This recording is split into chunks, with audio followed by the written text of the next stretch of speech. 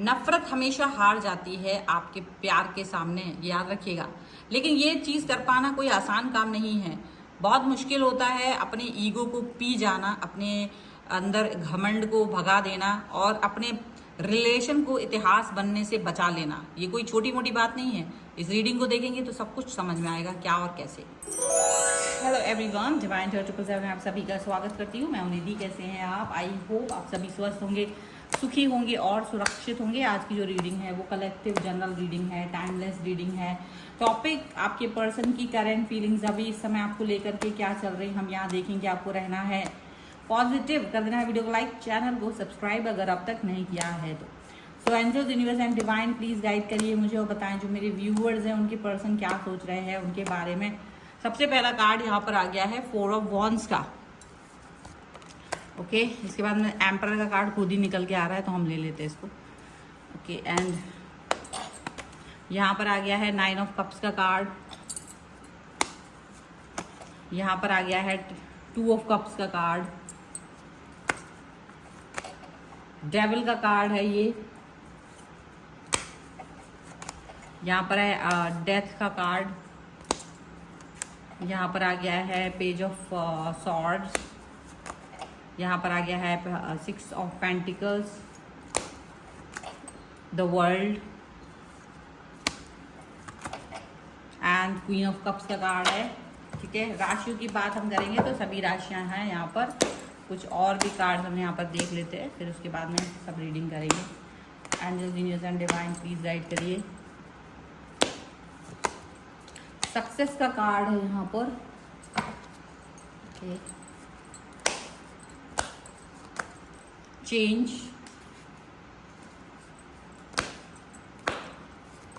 यहाँ पर है इंटीग्रेशन। यहाँ रख देते हैं, दिखता है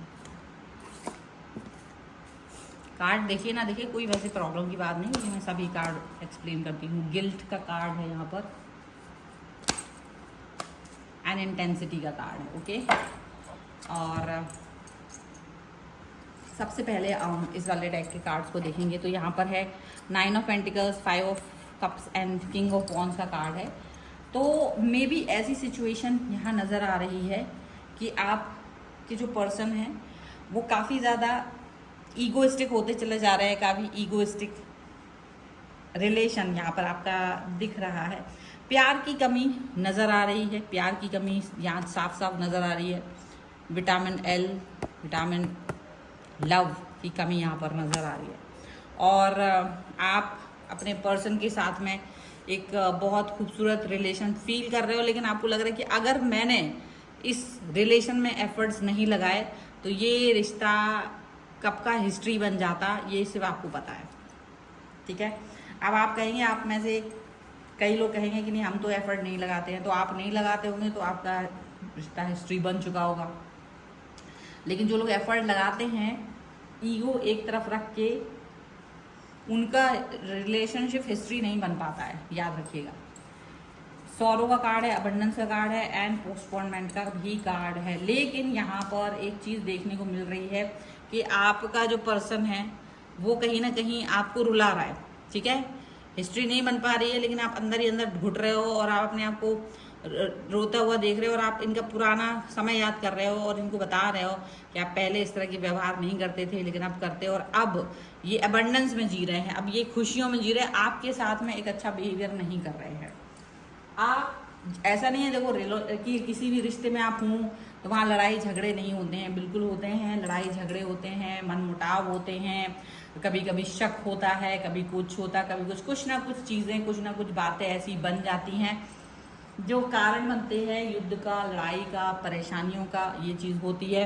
तो यहाँ पर जो बात चल रही है वो यही चल रही है कि रिश्ता जो है पॉजिटिव नहीं बन पा रहा है और इस रिश्ते को चलाने के लिए गुस्सा करते हैं कभी आप तो कभी वो, पर क्योंकि ईगो को हटा करके बात करते हैं, तो ईगो को हटा करके जब बात करते हैं या ईगो नहीं आने देते हैं, आप में से कोई एक व्यक्ति ऐसा होगा जो ईगो नहीं आने देता है, या ईगो ऐसा नहीं कि उसको पता नहीं, उसको बुरा नहीं लग रहा, उसे हर्ट नहीं हो रहा, हर्ट हो रहा है लेकिन उस रिलेशन को वो चलाना चाहते हैं।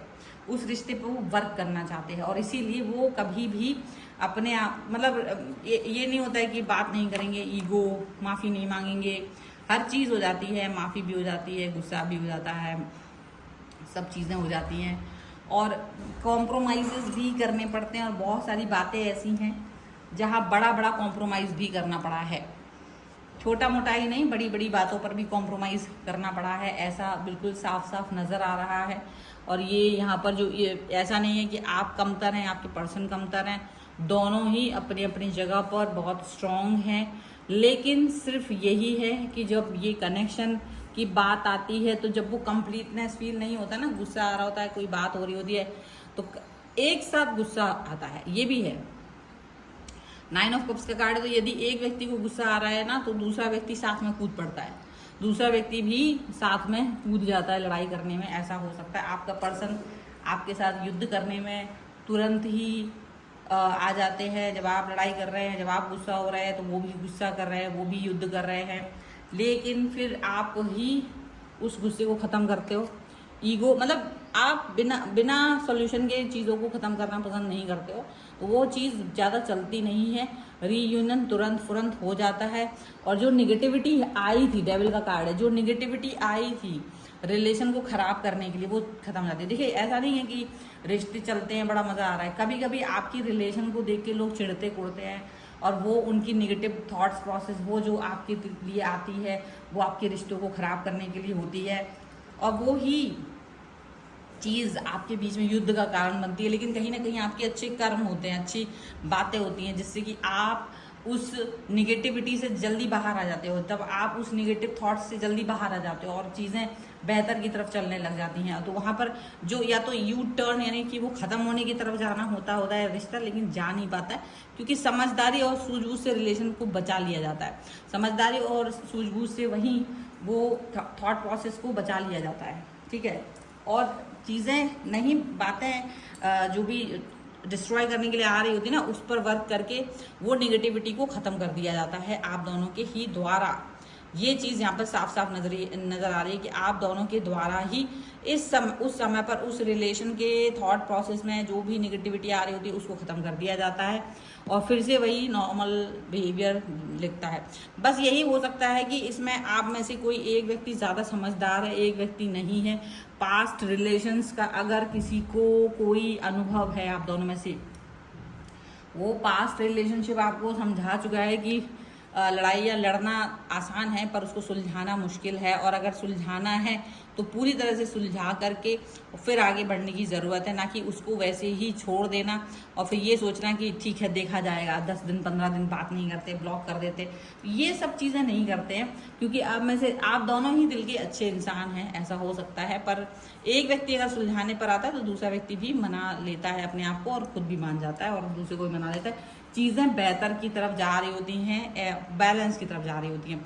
तो ये भी याद रखिए, क्योंकि अगर आपने देखा होगा कि आप जैसे ही आपके रिलेशन के बारे में बताते हैं, आप जैसे ही अपने रिलेशन के बारे में बताते हैं कि ये मेरा रिश्ता है और ऐसा चल रहा है वैसा चल रहा है, तो आपके ही जो जानने वाले होते हैं वही उससे चिढ़ने लगते हैं और उनको बुरा लगता है, आपके लिए कोई अच्छा नहीं लग रहा होता है और आप इस चीज़ को समझ नहीं पाते हैं, और ये जो रिलेशन है वो ख़राब होने लगते हैं। वो आपकी सक्सेस, उन सभी चीज़ों से वो कहीं ना कहीं चिढ़ते हुए नज़र आते हैं, वो आपके बैलेंस से चिढ़ते हुए नज़र आते हैं। तो ज़्यादा एक्सप्रेस करने की ज़रूरत नहीं है कि हर जगह अपनी दुनिया भर को दिखा रहे, रील्स दिखा रहे, ये दिखा रहे। देखिए, अब आप कहेंगे कि बाकी लोग जो दिखा रहे हैं वो क्या है, वो क्या नहीं कर रहे हैं, अब आपको क्या पता। वो जो कर रहे हैं वो दिख रहा है, लेकिन उसके अलावा वो क्या कर रहे हैं अपने आप को बैलेंस रखने के लिए, वो अपने आप को प्रोटेक्ट करने के लिए, अपने रिलेशन को बचाने के लिए, वो आपको नहीं पता है। तो इसलिए उस चीज़ को आप अंडरस्टैंड नहीं कर पा रहे हो, ये चीज़ आप जान के रखिए। ये हालांकि आपको भी पता है कि अगर आपने रिश्ते पर वर्क नहीं किया तो गिल्ट कॉन्शियस भी आएगा अगले के मन में और रिश्ता खराब, लेकिन वो पैटर्न अच्छा नहीं है। वो पैटर्न जो है ना, वो इस तरीके की चीज़ें, इस तरीके की बातें ठीक नहीं है, इस तरीके की मतलब चीज़ें जो है ना वो बिल्कुल अच्छी नहीं है और उस पर वर्क नहीं करना चाहिए।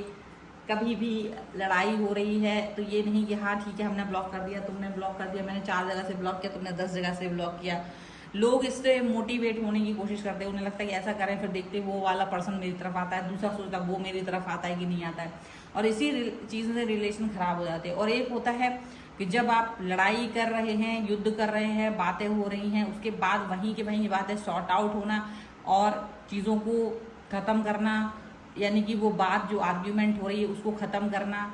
तो दो चीज़ें होती है, या तो आप उस चीज़ से जल्दी बाहर आ जाते हो और पॉजिटिव हो जाते हो, ठीक है, आप जल्दी से बाहर आके पॉजिटिव हो जाते हो, या फिर आप उसी गिल्ट कॉन्शियस में जीते रहते हो, उसी गिल्ट में जीते रहते हो कि यार ये मेरा जो रिश्ता है वो खराब हो रहा है, या जो भी है, एक दूसरे को नीचा दिखाना, एक दूसरे को ईगो दिखाना कि देखा हर बार तुम ही मेरी तरफ आते हो, देखा हर बार तुमने ही मैंने तुमको झुकाया है। तो ये एक ईगो है, ये प्यार थोड़ी ना है, ये ईगो है। फिर इसमें कोई वर्क नहीं करता। फिर ऐसे ही लोगों के साथ में चीटिंग भी हो जाती है।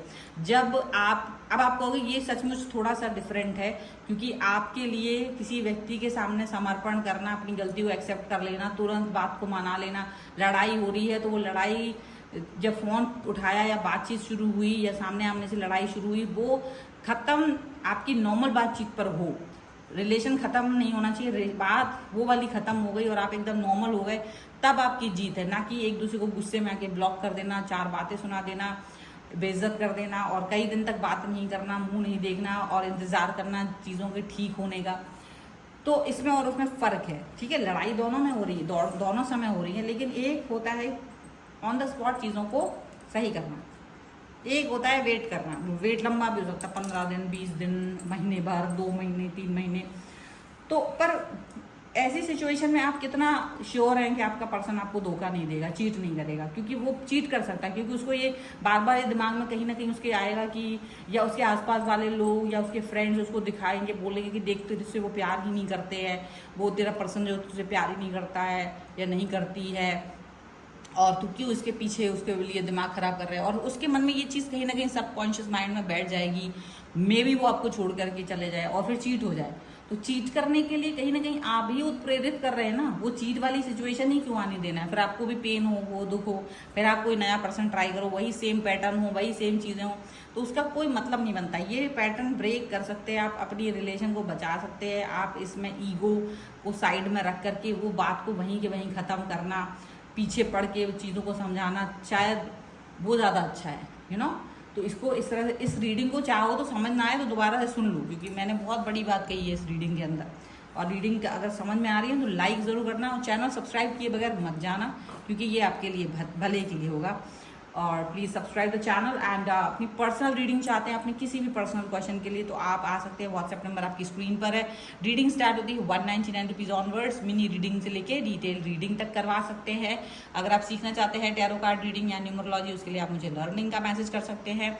आप मुझसे अपनी कुंडली दिखवाना चाहें, अपने घर का वास्तु, न्यूमरोलॉजी या टैरो कार्ड में से किसी भी सर्विस के लिए आप मुझे व्हाट्सएप पर ही मैसेज कर सकते हैं।